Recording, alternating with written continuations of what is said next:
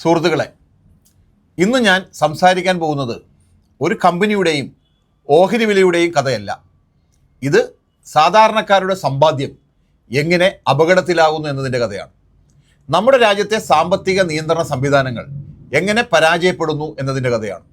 ഇപ്പോൾ 2026 ജൂൺ 3 ഇന്ത്യയുടെ ഓഹരി വിപണി നിയന്ത്രിക്കുന്ന സ്ഥാപനമായ സെബി രാജേഷ് എക്സ്പോർട്ട് എന്ന പ്രമുഖ സ്വർണ്ണ കമ്പനിക്കെതിരെ ഒരു ഇടക്കാല ഉത്തരവ് പുറപ്പെടുവിച്ചു. ആ ഉത്തരവിൽ ഉയർന്ന ആരോപണങ്ങൾ ഞെട്ടിക്കുന്നതായിരുന്നു. കമ്പനി ഏകദേശം 15.15 ലക്ഷം കോടി രൂപയുടെ വരുമാനം പെരുപ്പിച്ചു കാണിച്ചു, അനുബന്ധ കമ്പനികളുടെ കണക്കുകൾ തെറ്റായി അവതരിപ്പിച്ചു, കമ്പനിയുടെ പണവും പ്രൊമോട്ടർമാരുടെ സ്വകാര്യ ഇടപാടുകളും തമ്മിലുള്ള അതിർത്തി ഇല്ലാതാക്കി എന്നതായിരുന്നു ആരോപണം. ജൂൺ 4 ഓഹരി വിപണി പ്രതികരിച്ചു. രാജേഷ് എക്സ്പോർട്ടിൻ്റെ ഓഹരികൾ 5% ലോവർ സർക്യൂട്ടിലേക്ക് വീണു. ആയിരക്കണക്കിന് ചെറുകിട നിക്ഷേപകർക്ക് ഓഹരികൾ വിറ്റഴിക്കാൻ പോലും കഴിഞ്ഞില്ല.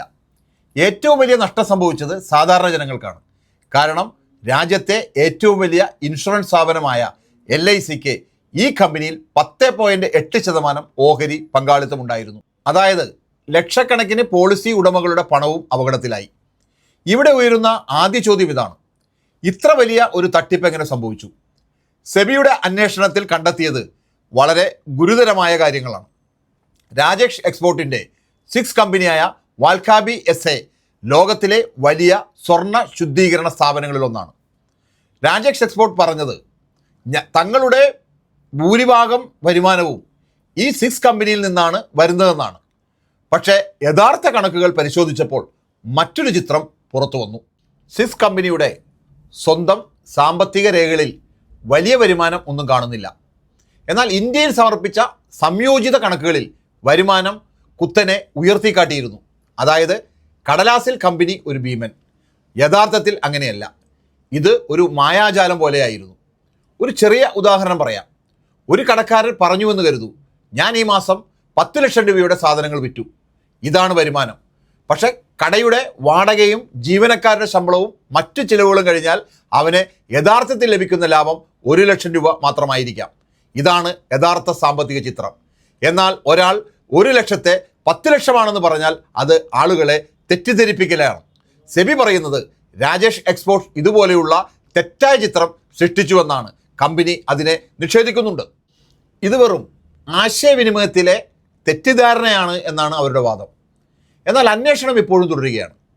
ഇതിനേക്കാൾ ഗുരുതരമായ മറ്റൊരു ആരോപണവും സെബി ഉന്നയിച്ചിട്ടുണ്ട്.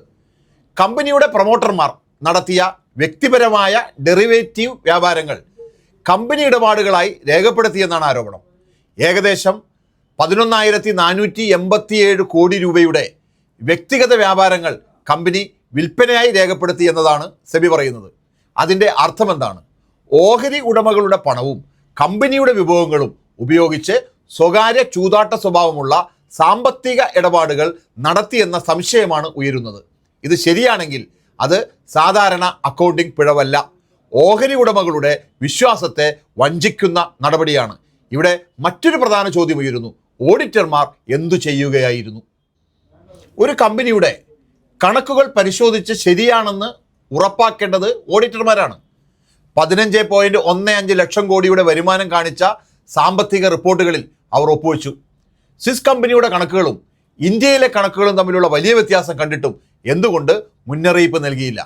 ഇപ്പോൾ ദേശീയ സാമ്പത്തിക റിപ്പോർട്ടിംഗ് അതോറിറ്റിയായ NFRA ഇതേക്കുറിച്ച് അന്വേഷണം നടത്തുകയാണ്. അതായത് പ്രൊമോട്ടർമാർ മാത്രമല്ല, ഓഡിറ്റർമാരുടെയും പങ്ക് പരിശോധിക്കപ്പെടുകയാണ്. സെബിയുടെ പങ്കും ചോദ്യം ചെയ്യപ്പെടുന്നുണ്ട്. 2024 മാർച്ചിൽ തന്നെ ചില ഓഹരി ഉടമകൾ പരാതികൾ നൽകിയിരുന്നു. എന്നാൽ സെബി ഇടപെട്ടത് 2026 ജൂണിലാണ്. 2 വർഷത്തിലേറെ വൈകി. ഈ വൈകൽ നിക്ഷേപകർക്ക് വലിയ നഷ്ടമുണ്ടാക്കി. അതിനാൽ ചോദ്യമുയരുന്നു: നിയന്ത്രണ സ്ഥാപനങ്ങൾ സമയത്ത് പ്രവർത്തിച്ചിരുന്നുവെങ്കിൽ ഈ നഷ്ടം ഒഴിവാക്കാമായിരുന്നു. ഈ കഥയുടെ മറ്റൊരു പ്രധാന കഥാപാത്രം ബാങ്കുകളാണ്. ഇപ്പോൾ കാനറ ബാങ്ക് രാജേഷ് എക്സ്പോർട്ടിന് നൽകിയ 509 കോടി രൂപയുടെ വായ്പ ഇപ്പോൾ തിരിച്ചു കിട്ടാത്ത സ്ഥിതിയിലാണ്. ബാങ്ക് ആ വായ്പ വിറ്റഴിക്കാൻ ശ്രമിക്കുകയാണ്. ഇതിൻ്റെ അർത്ഥം എന്താണ്? കമ്പനി കാണിച്ച സാമ്പത്തിക ശക്തി യഥാർത്ഥമല്ലായിരുന്നുവെങ്കിൽ ബാങ്കുകളും തെറ്റായ വിവരങ്ങളുടെ അടിസ്ഥാനത്തിൽ വായ്പ നൽകിയിരിക്കാം. അപ്പോൾ നഷ്ടം ആരുടെ പണത്തിനാണ്? നമ്മുടെ പണത്തിന്. കാരണം പൊതുമേഖലാ ബാങ്കുകളിലെ നിക്ഷേപകരും നികുതിദായകരുമാണ് ഒടുവിൽ ആ നഷ്ടം സഹിക്കേണ്ടി വരുന്നത്. ഈ സംഭവത്തിൽ നിന്ന് നമുക്കൊരു വലിയ പാഠം പഠിക്കാനുണ്ട്. ഒരു കമ്പനി തെറ്റായ കണക്കുകൾ കാണിക്കുന്നു, ഓഡിറ്റർമാർ അത് കണ്ടില്ലെന്ന് നടിക്കുന്നു, നിയന്ത്രണ സ്ഥാപനങ്ങൾ വൈകി പ്രതികരിക്കുന്നു, ബാങ്കുകൾ പരിശോധിക്കാതെ വായ്പ നൽകുന്നു. വലിയ സ്ഥാപനങ്ങൾ അപകട സാധ്യത മനസ്സിലാക്കാതെ നിക്ഷേപിക്കുന്നു. അവസാനം നഷ്ടം സംഭവിക്കുന്നത് സാധാരണ ജനങ്ങൾക്കാണ്. ഓഹരി ഉടമകൾക്ക് നഷ്ടം, LIC പോളിസി ഉടമകൾക്ക് നഷ്ടം, ബാങ്ക് നിക്ഷേപകർക്ക് നഷ്ടം, നികുതിദായകർക്ക് നഷ്ടം. അതുകൊണ്ട് തന്നെ ഇത് ഒരു കമ്പനിയുടെ മാത്രം പ്രശ്നമല്ല, ഇത് ഒരു സമ്പൂർണ്ണ സാമ്പത്തിക സംവിധാനത്തിൻ്റെ പരാജയമാണ്. ഇനി എന്താണ് ചെയ്യേണ്ടത്? സെബി കൂടുതൽ വേഗത്തിൽ പ്രവർത്തിക്കണം. ഓഡിറ്റർമാർക്ക് കർശന ഉത്തരവാദിത്തം ഏർപ്പെടുത്തണം. ബാങ്കുകൾ വായ്പ നൽകുമ്പോൾ കൂടുതൽ ജാഗ്രത പാലിക്കണം. LIC പോലുള്ള സ്ഥാപനങ്ങൾ ജനങ്ങളുടെ പണം കൂടുതൽ ഉത്തരവാദിത്വത്തോടെ നിക്ഷേപിക്കണം. അതിലും പ്രധാനമായി നിക്ഷേപകരായ പൗരന്മാർ കൂടുതൽ ജാഗ്രത പുലർത്തണം. കാരണം ജനങ്ങളുടെ പണം സംരക്ഷിക്കാനുള്ള എല്ലാ സംവിധാനങ്ങളും ഒരേ സമയം പരാജയപ്പെട്ടാൽ അതിൻ്റെ വില നൽകേണ്ടി വരുന്നത് സാധാരണ ജനങ്ങൾക്കാണ്. രാജേഷ് എക്സ്പോർട്ട് കേസ് നമ്മെ പഠിപ്പിക്കുന്ന ഏറ്റവും വലിയ പാഠം ഇതാണ്. കോർപ്പറേറ്റ് തട്ടിപ്പുകൾ നടക്കുമ്പോൾ ആദ്യം നഷ്ടപ്പെടുന്നത് ജനങ്ങളുടെ സമ്പാദ്യമാണ്. അതുകൊണ്ട് സുതാര്യവും ഉത്തരവാദിത്വവും കർശനവുമായ നിയന്ത്രണവും ഇല്ലാതെ സാമ്പത്തിക ജനാധിപത്യം നിലനിൽക്കില്ല.